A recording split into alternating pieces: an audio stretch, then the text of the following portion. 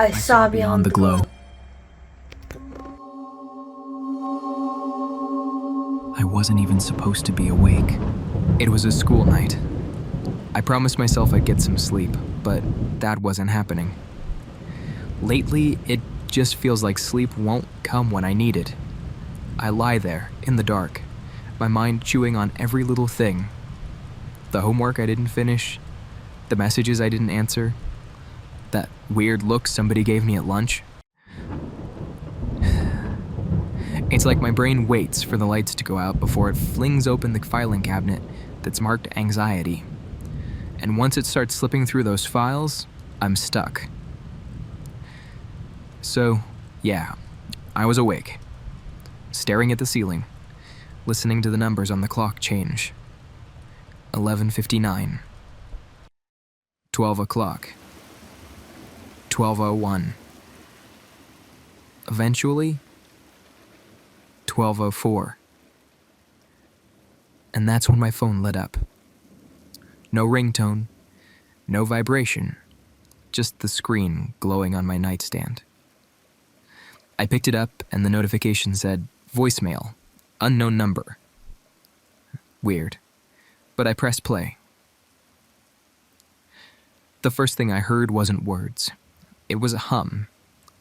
Low, constant. It was almost like a machine breathing.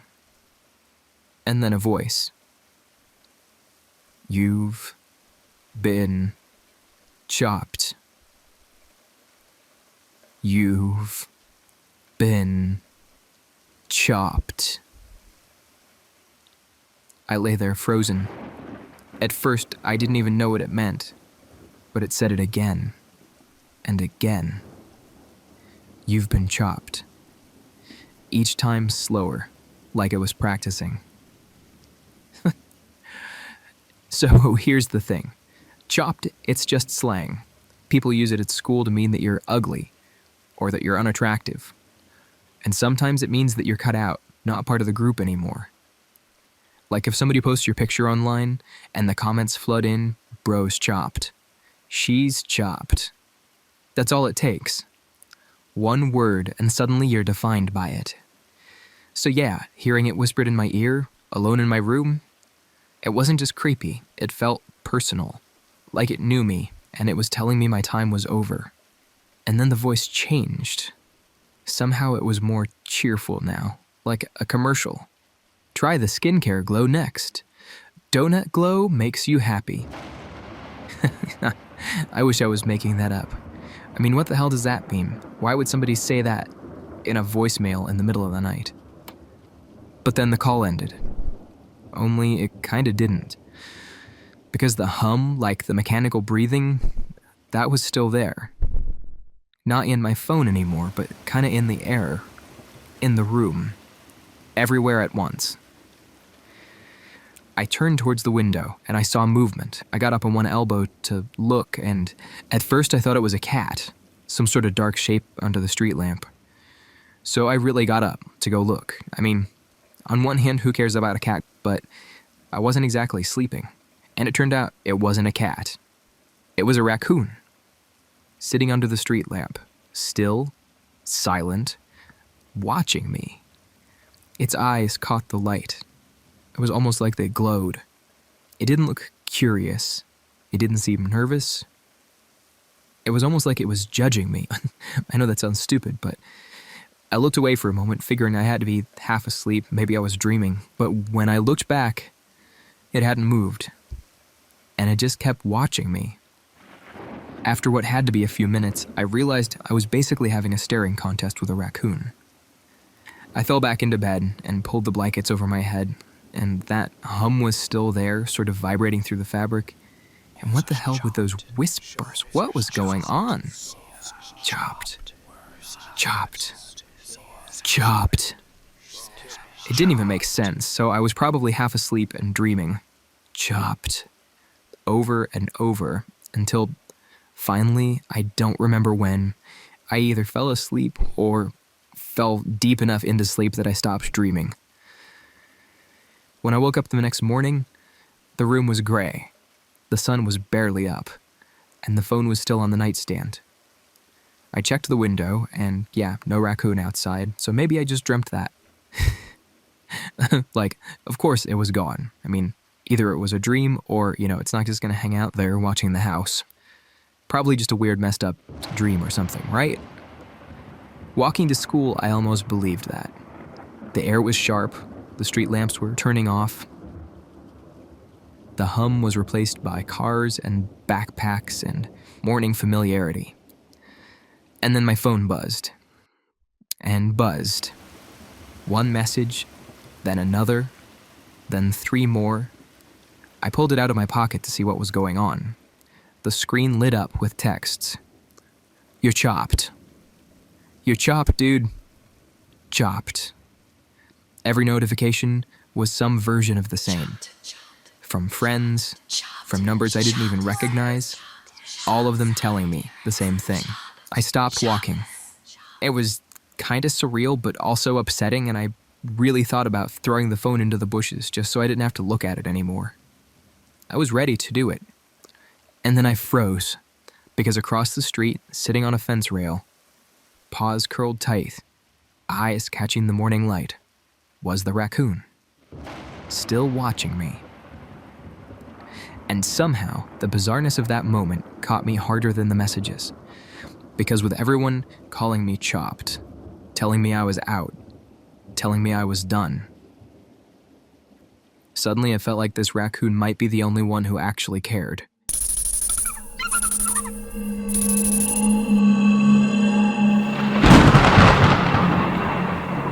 I didn't tell anyone at first because, well, how do you say it without sounding ridiculous?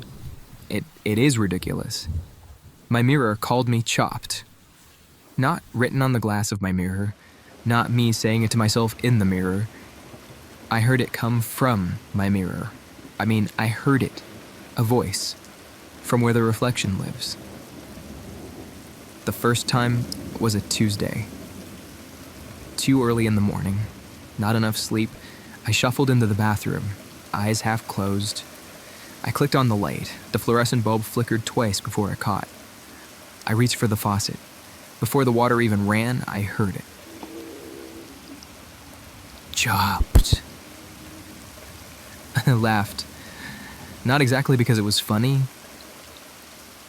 but I think my brain processed it that way because it just didn't know what to do with it. I was alone. I wasn't exactly scared. And I guess laughing was safer than screaming. Anyways, I leaned closer and touched the glass. It was cool. Like it was too cool. Almost refrigerated. And there I was, middle of the night, just me and my reflection. Except, my reflection blinked. I can't say it blinked when I didn't blink, but it blinked first. Just a fraction of a second before I did. Enough to let me know something was wrong. And still that word was hanging in the space between us, like breath on cold glass. Chopped. I told myself it was stress, or maybe I was still stuck in a dream. Or, yeah, I guess maybe I was finally losing it like Mom did. I brushed my teeth anyways. The foam tasted too sweet and then too bitter, like my brain couldn't decide what I deserved. When I spit into the sink, the mirror fogged in a round cloud, and letters began forming in the condensation. And letters began forming in the condensation, like somebody was drawing them. C, H, O, P. I wiped it away with my sleeve, and the cloth came away warm and wet, like I was in a dense fog, but the fog was gone. Logically, I knew it was just me in there, and yet it felt like somebody was there. Somebody was stepping closer, or behind me, or in front of me. How does that work with reflections? Were they behind the glass? Glitch effect sound. I avoided mirrors that whole day. I went to school, I pretended that I'd gotten sleep. I used bathrooms with broken mirrors. I kept my phone face down, so the black screen couldn't catch my face. But reflective surfaces were everywhere. In the spoon at lunch, a tiny warped version of me, mouth moving silently. In the dark window of the library, my face, but older somehow. In the puddle by the bus stop, my face looking up at me from underwater. Not the word itself, just the lag. And the lag was getting longer. Like, maybe my reflection was falling further and further behind. Or maybe I was. Or maybe it was learning to move on its own. By day 3, I couldn't take it anymore. I stood in front of the bathroom mirror, hands gripping the sink so hard that my knuckles went white. What do you want? My reflection's mouth moved 3 seconds later, mouthing completely different words from what I'd just said. And then, it answered. It was a voice. It was kind of like my voice, but flatter. Emptier. You know what you are. Chopped. Chopped. Chopped. I splashed water on my face, and it stung like alcohol. When I blinked it away, my skin looked wrong. Not scarred, not damaged, just incomplete. Like a level of detail had been carefully removed, edited out. The light strip above me flickered, and in the strobe of that, I caught glimpses. My reflection raising its hand when mine was at my side. My reflection smiling even though I was terrified. My reflection pressing its palm against the glass from the other side. And with each flicker it whispered, "Chopped. Chopped." I reached up with a shaking hand. My fingertip touched glass, and the glass, it wasn't cold anymore. It was almost warm like skin, and soft. And my reflection pressed back, palm to palm, and for one horrible second, I felt its pulse. The sound was smaller than I expected, almost polite, like somebody trying to get attention but also trying not to wake anybody that was asleep. But the crack stayed, a jagged line splitting my face in half. And in the fractured reflection, something moved behind me, not quite human shape, tall, still, patient, familiar. Mostly I couldn't get a straight look at it, but when I did, it had my eyes. I spun around and there was nothing in the bathroom, just me. But when I looked back at the broken mirror, the thing was closer, right behind where I should be, wearing my face like a mask that didn't quite fit. And my real reflection, my reflection, was nowhere to be seen. The thing in the mirror smiled with my mouth, raised my hand, waved, and whispered in my voice, "Chopped." I backed away, flipped the light switch, and in the dark, the crack glowed faintly, like it was lit from the other side. And from that light, chopped, chopped, chopped. I ran, but as I reached the door, I heard the sound of footsteps, following. Sort of from inside the mirror, but also like in the hall behind me. Something was stepping through. And then, from all around me, I heard, "Soon."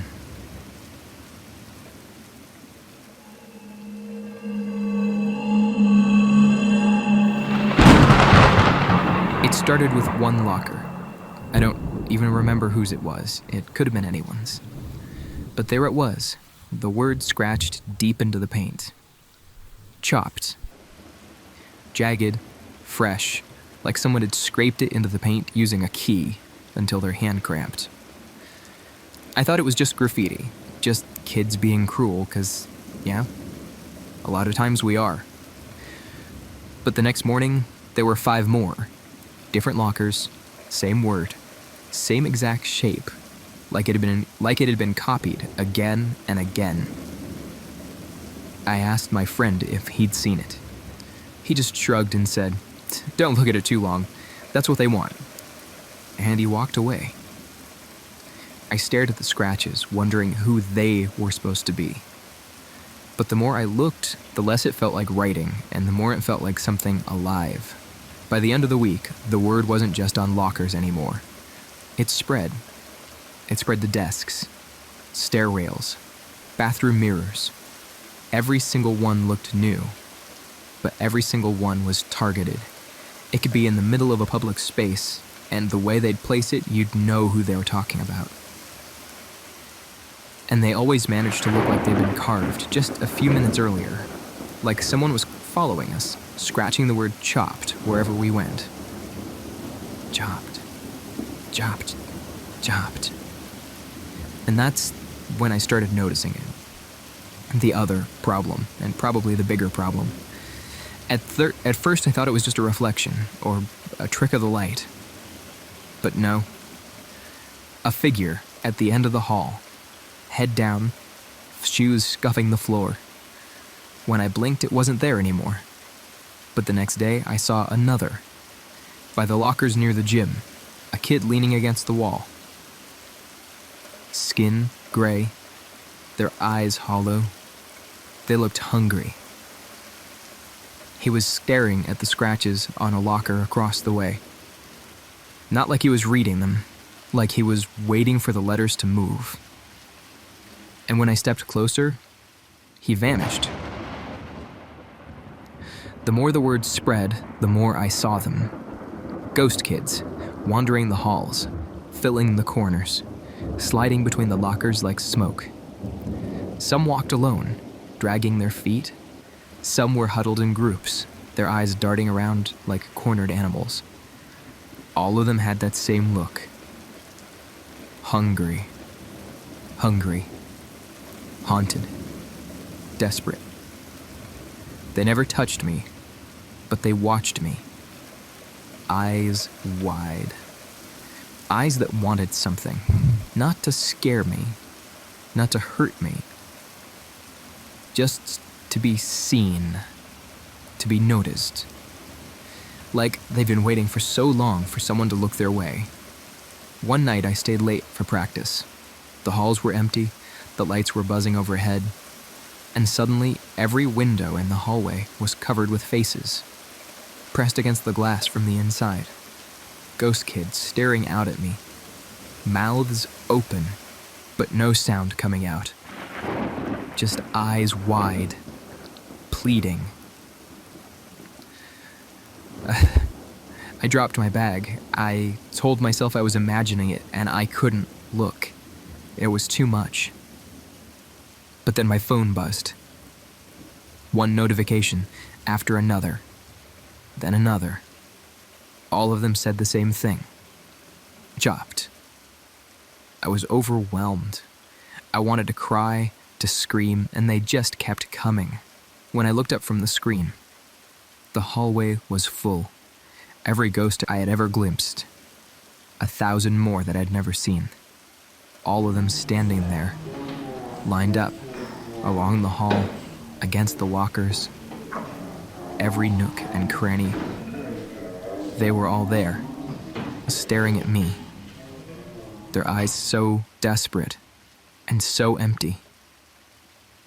And for the first time, I thought maybe they weren't haunting me. Maybe they were warning me. Because once the word chopped finds you, but once you get singled out and cut from the crowd, you don't disappear. You stay here, walking these halls forever, waiting for the next kid to see you, hungry for them to know you were a person. You used to matter. And maybe you're next.